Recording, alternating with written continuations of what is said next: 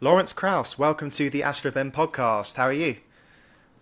I'm fine on this cloudy day here where I am. How are you? I'm very good. I'm very good. I'm in London, so it's obviously raining. So Okay. whereabouts are you? Is it Arizona where you are? No. I'm in the east coast of Canada right now, and that's a river right behind me that leads to the ocean about a mile away.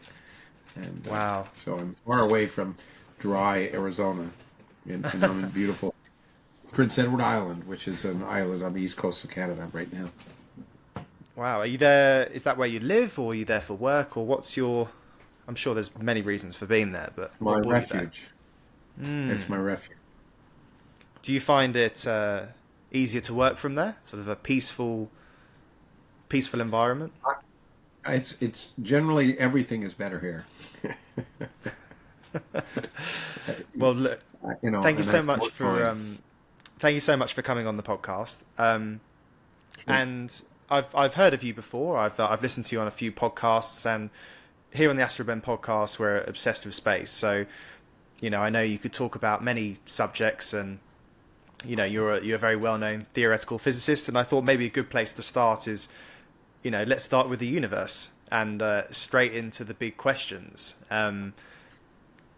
What is, in your opinion, is the right questions to be asking about the universe in 2022? Well, in 2022, there are some immediate questions that are potentially answerable, and then there are grander questions. So we'll start with the more immediate ones, I guess. They all have to do with mysteries and puzzles, which is actually, frankly, the subject of my new book that's coming out in the UK, as a matter of fact, in May, called "The Known Unknowns," which is what we know we don't know about the universe. But let's start with galaxies and stars. Um, the question is, how did the first galaxies and stars form? That's going to be something that we're going to try and address with the James Webb Space Telescope a little bit. And another big mystery is sort of which is a chicken and egg problem. Most large galaxies have big black holes in the center of them. The question is, which came first, the black hole or the galaxy? Still not known, and again, that's another issue that James Webb's going to deal with. But on a deeper level, having to do with how the first stars and galaxies formed, we know that something that's vitally important to that, and that's something that's a characteristic of everything we see today. The dominant matter in the universe is something called dark matter, which we think is made of a new type of elementary particle that doesn't interact with normal matter except via gravity. And we're building experiments underground to look for it. It's a big mystery. But so the next question is what's the nature of dark matter? Because really, to understand that will help us understand how dark matter governed the formation of gravitational collapse that later formed galaxies and stars. On an even grander level is the fact that the dominant energy in the universe resides in empty space, literally in nothing, and that we now call that dark energy. But and it could be many different things, and I've written about it. I actually was one of the first people to propose that it was that it did dominate the energy of the universe, and surprisingly, that turned out to be right. And the question, and that's a bigger mystery. We have no idea. We have no idea where that is coming from, or what the source of dark energy is, and it's not clear to me. We'll know the answer to that in even perhaps this century. But it's important because it ultimately will govern the future of the universe. And so if we want to think about the future development of not just life but the universe itself, and galaxies, that we have to understand the nature of dark energy. And then there's even a bigger question, two big questions, which occupy a lot of my own work in over time, as it turns out. One is, what was the origin of the universe? How did the universe begin? And can we actually understand that very earliest moment of the Big Bang, the beginning of time, if you wish? And of course, related to that is not just how will the universe end, but a grander question, which is our universe unique?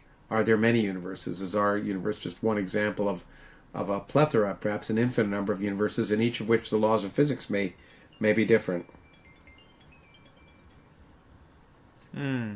Um, and so those are some of the questions leading from the least grand to the grandest.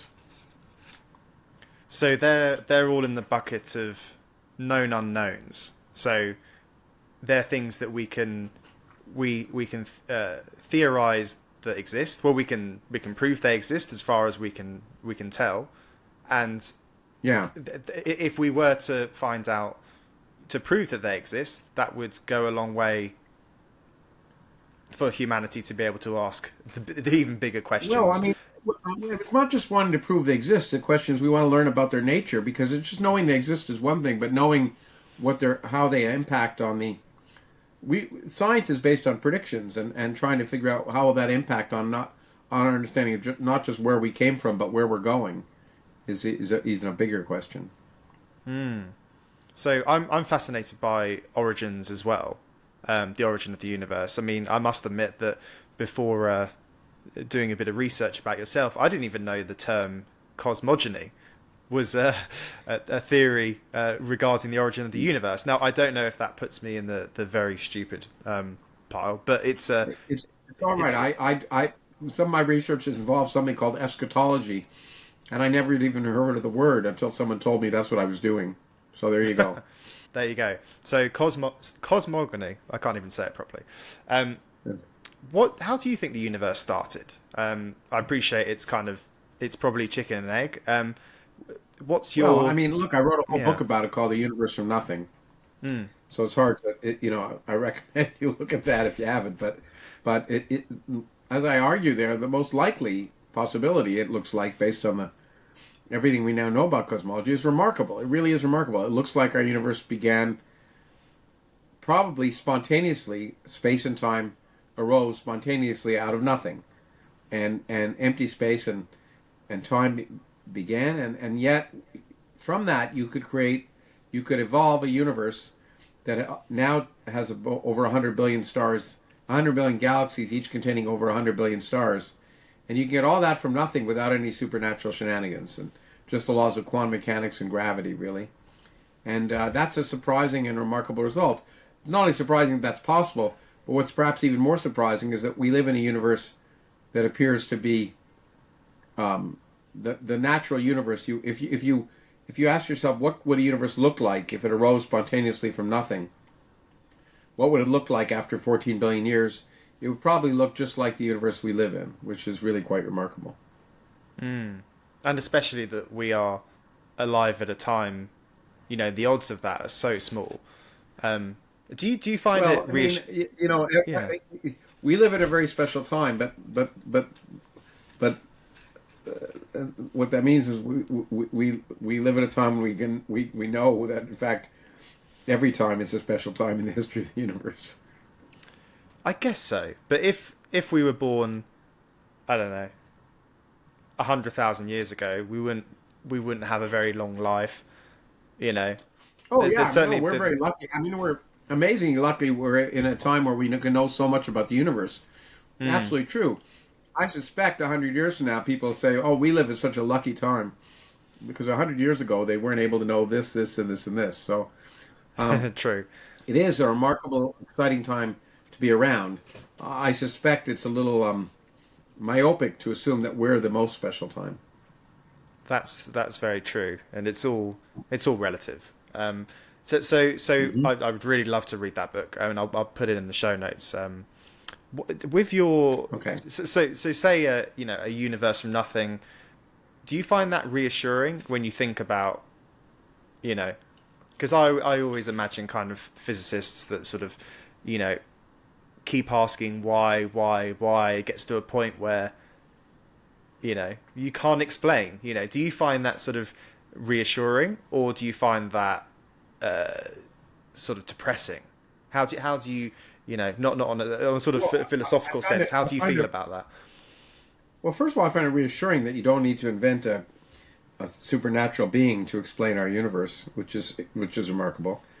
Secondly, I don't, as I describe in the book and in general, we always ask why, but why questions have no meaning because they presume purpose. We really, whenever we ask why, we really mean how.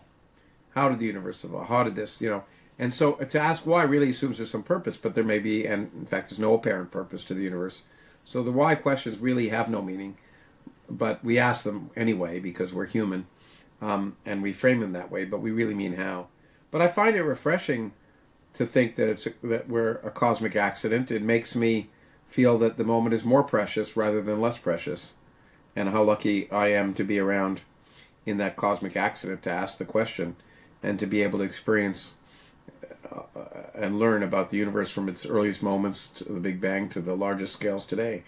So it's quite, I find it all quite reassuring.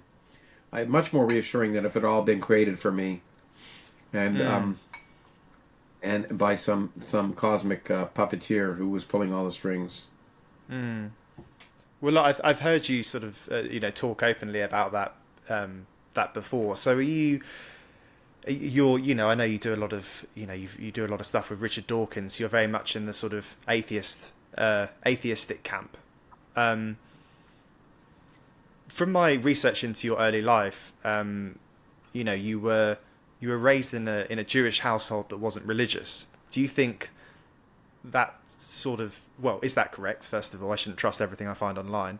And do you think that sort of shaped your views on these big questions?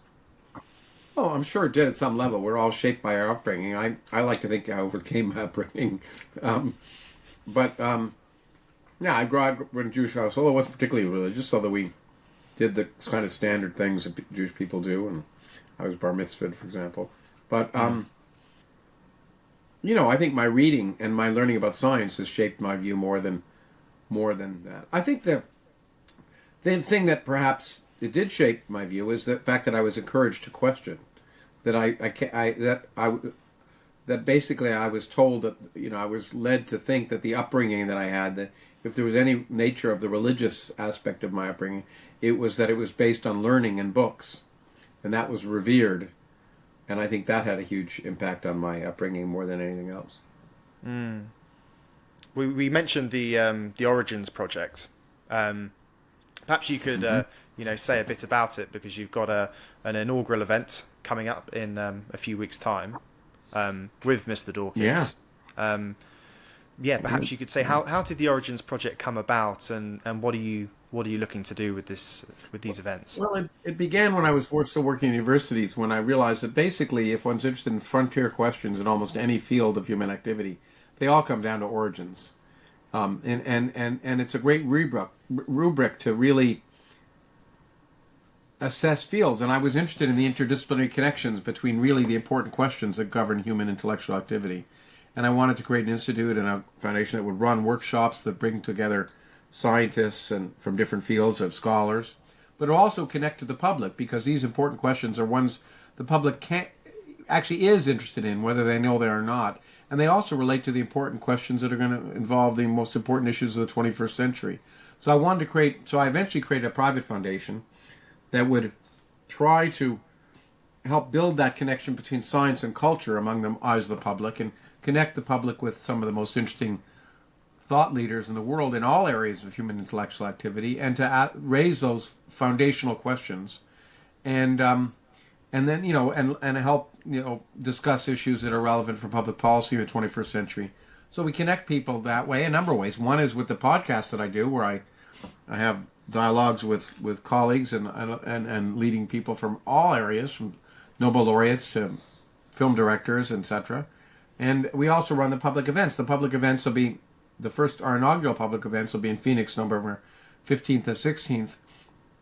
And there'll be one evening with me and Richard Dawkins on stage talking about science and his most recent books and mine. We've done that before and have a long history of doing that around the world, and a movie called The Unbelievers was made about that. But that's the first night. The second night will be a panel of me and some of the leading cosmologists in the world, 3 Nobel laureates, Barry Barish, Kip Thorne, and John Mather. John Mather was the sort of chief scientist on James Webb Space Telescope, among other things. And then Alan Guth, who's the father of what's called inflation, which is our current best picture of the expanding universe. And the four of us five of us, sorry, will talk about the mysteries of the universe and the future of cosmology. It'll be a fascinating panel, I think. and again be Fascinating. open to the public, and we hope it's a theater that holds over 1,000 people, and we're giving away 500 free tickets per night, by the way, to students in the Phoenix area. So we hope that'll encourage students to come and listen to science. Absolutely.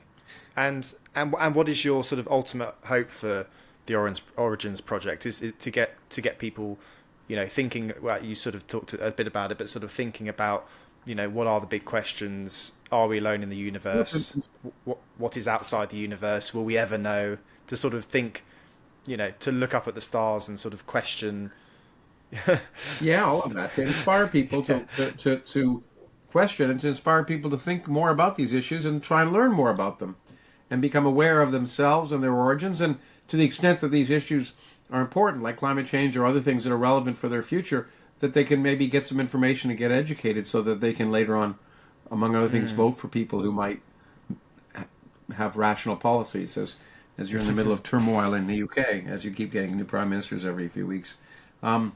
So the idea is to empower people and inspire them at the same time, and if we can do that, that's great.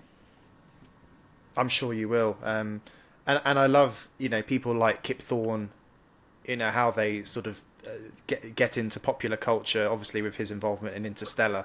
I mean, I don't know how many people that opened the world of interstellar travel. It's one of my favourite films, and I know absolutely nothing about interstellar travel. In fact, things like the Tesseract, I still can't explain it, and I've seen the film about 50 times. But you can tell that I know that there's a lot of Kip's input, and well, there wasn't. I think there wasn't enough of, frankly, between you and me. I think and all your listeners, I think there wasn't enough of Kip's input into the movie. Kip is a smart and a great writer and a very smart man, and I know you love the movie, and I hate to put a kibosh on it, but I found the movie, most of the science in the movie, laughable. So, yeah, no, I'm sure. Yeah, I wish definitely Kip had more control over that. Yeah, there's definitely a lot of artistic license, but the answer is love. I guess the answer is love, which is it has to go there eventually. My first tweet after seeing that movie was, I went to see Interstellar. 3 hours can be like 20 years. Anyway, sorry, go. Yeah, indeed. What do you think about humanity's efforts towards space exploration currently? I've had on people who have been on Blue Origin, with private companies making renewable rocketry, bringing the cost of access to space down. Do you think, do you agree with the strategy? Do you think that, other areas of science should be working with the private sector more, especially with theoretical physics and these, big, expensive experiments? Do you think there's other opportunities for, things like CERN, and what could we be doing, do you think? Well, first of all, CERN does work with private enterprise. That builds the most complex equipment almost ever built, and therefore many companies have to be involved in building that. So it obviously interacts with builders. But look, space is a specifically different thing. When it comes to near-Earth exploration of space, it's clear that now private enterprise is the proper sort of vehicle for a lot of that. But that's only because the government sponsored the original ways of figuring out how to do it and running all the experiments. And now it's time. I know Elon Musk, and I remember he told me it's not, rocket science isn't really hard. It's just basic stuff now, and so I think it's appropriate for private enterprise to be involved in that. But I think people's fixations, that the illusion that going from taking some people and putting them up in a little craft for 10 minutes, or maybe even in orbit around the Earth, is the same as exploring space, is very different. And going beyond Earth orbit, the costs become exponentially greater, the dangers become exponentially greater, and they already are great, by the way. Space is always going to be dangerous. It's not a place where humans evolve to naturally exist in, and therefore a lot of time and expense has to be put into keeping them alive. And a lot of times they won't stay alive, and then you're going to have to see a problem with private enterprise and lawyers. But exploring space beyond Earth, even to the moon and beyond, and much less Mars, I think is to argue that somehow private enterprise is going to be doing that, I think is, or leading that enterprise is not. I think that's not realistic. The costs are so great, and the business payoffs are so small that I don't see a business model, plan that makes that reasonable. And so I have no problem with that, people wanting to go to the moon and Mars. I also know that the best science that we do doesn't involve people in space. It involves sending unmanned objects to the rovers to Mars right now, and more importantly, to places that humans won't be able to get to, like the oceans underneath the ice in Enceladus or Europa, where there may be signs of other forms of life in the universe. So I think you have to have a happy balance. The science that NASA and other places does doesn't involve humans. Humans are out there to explore and do other things, and I have no problem. I don't think it's an either or question. I think you can do both, as long as you're clear about the differences between the two. So I'm not a huge fan of human space exploration from the point of view of science. I think it often gets in the way of science, but I can certainly understand the allure of going into space. When I was a kid, I stayed up all night to watch the Apollo space missions, and I wanted to be an astronaut. It inspires young kids, and certainly was one time in my life when I would have wanted to go to the moon more than anything. So I can understand that allure. Well, it certainly gives that. Space exploration gives that inspiration for people of all ages to, dream of working and living in space, even if the real scientific breakthrough's never going to come from that. Well, if you had I think it also frankly gets people interested because people can die, and that makes it exciting. That's true. The stakes are definitely higher. Well, look, in your professional capacity, say you did have the year of Congress and their wallet, you have an unlimited budget. Are there any grand experiments that you would say, look, as a species, we should be doing these kind of experiments to ask these big questions? Yeah, unfortunately, I did have the year of Congress once. I testified before Congress along with Buzz Aldrin on the future of space exploration about 25 years ago, where I said, by the way, that I thought the International Space Station was a huge waste of money, and that we could do a good experiment with it, which is let it fall in the ocean and see how big a wave it made. But I think this community gets together and discusses the kind of long-term experiments because they all take a lot of money, and I think we're doing some of them. The James Webb Space Telescope is a very important development. The gravitational wave detectors we're building are important. I think, and the unmanned. I think new satellites and spacecraft that will be able to explore for the existence of life elsewhere in the universe is incredibly interesting. Not just the ones that may travel directly to, say, probe the underground oceans of Europa or Europa or Enceladus, but those things that are going to be now used along with the James Webb Space Telescope to look and probe the atmosphere of distant exoplanets to look for signs of life.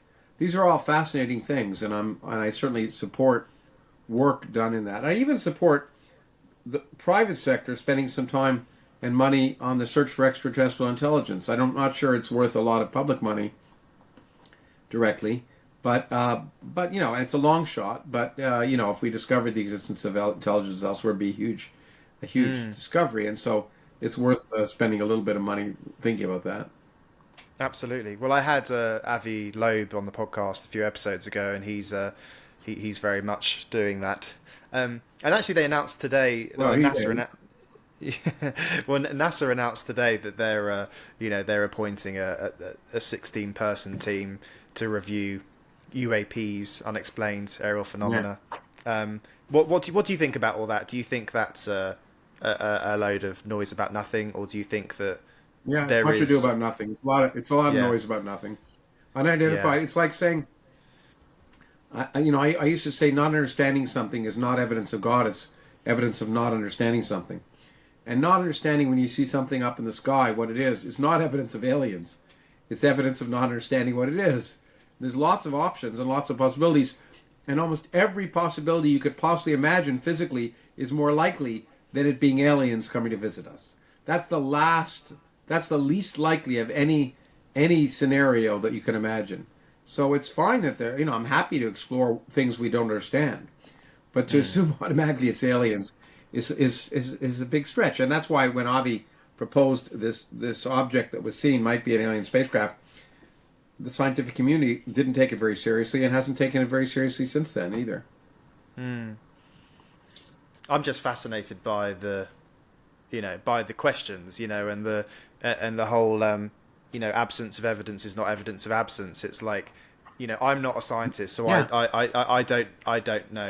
I don't know enough to have an opinion about any of this. But what I do understand is, if you don't have evidence, it could be anything. So Well, yeah. it could be, it could be anything, but they're likelihoods. That's the way science works. There are Of things that are course, more yeah. likely and things that are less likely. You know, there could be, as Bertrand Russell once said, a China teapot orbiting Jupiter. We don't know if there is or not. We can't see it. But the question is it likely? And the answer is no. And so part of the job as scientists is to try and determine what's more likely and what's less likely. And so it's not that anything goes. Anything goes when you don't understand something. But nevertheless, it doesn't mean, that the craziest possible explanation is as likely as a less crazy explanation. And so, it's fascinating to try and explore the unknown. That's why I'm a scientist. And when it comes to the area of things we don't know, and so I write a book about, that's when it's incredibly exciting because there are lots of possibilities arise. But while there's a lot we don't know about the universe, what people don't seem to remember is that there's a lot that we do know. And whatever we don't know can't contradict what we do know. And I think that's the most important thing. So it has to be within the confines of what we understand. And what we do know allows us to, in advance, argue about which areas are going to be most fruitful for exploration and which possibilities are most likely or not likely. And that's how we build our experiments and also our theories in science. I'm going to ask you very quickly about this because I'm sure you've been asked so many times. You wrote The Physics of Star Trek in 1995. How much closer are we to a Star Trek world 27 years on? Or a more interesting question, slightly more interesting for you, might be how unrealistic is it that we're anywhere near Star Trek? The What's your simple thoughts answer might around be that we're since that book 27 has years come? closer. Yeah, Well, exactly. Yeah. we're not 27 years closer because most of Star Trek is a lot of Star Trek, and as I described in the book, it's a lot of fun, but nevertheless, a lot of Star Trek isn't going to happen. I think the real universe is even more interesting than the universe of Star Trek. But transporters, warp drive, those things are not going to happen. We're not going to be traveling through the galaxy with spacecraft powered internally near the speed of light now in the 23rd century or in the 230th century. But that doesn't. But at the same time, we're doing things that are more interesting. And so I think the world of Star Trek every now and then overlaps with our world. But I think the really exciting thing for me is that the real world of the 23rd century, I think, will be more exciting than anything that's in a Star Trek movie, even though we won't be, visiting aliens and having them come visit us. But I think the other things we're discovering about the universe are even more exciting, which is why I like to write about the real world. I've really enjoyed talking to you today, and we're just coming to an end. But I was just wondering, where did your fascination with the cosmos come from? Because a lot of young people listen to this podcast, and some people have an origin story, a moment they remember. May have been watching Star Trek, or it could have been, watching a SpaceX rocket go up for the first time, which is some people's origin story now. But what was did you have a moment? And Well, I used to watch Star Trek, but I used to watch lots of TV. I think what, for me, it was just reading books by scientists about the world. I guess for me, I remember the first time I read a book about Galileo. I think I really became impressed with his courage, and I thought of science as a heroic activity. And then other books by scientists like Richard Feynman sort of not only inspired me, but convinced me to realize there's a lot left to understand. And I think that was important. That's one of the reasons why I write in return, so to inspire some young person the way I was inspired by those books. And it's always exciting to me when I'm old enough to meet someone who read the Physics of Star Trek when they're young and they're now a scientist. And that's a lovely thing to have happen. Lawrence Krauss, thank you very much. Oh, thank you.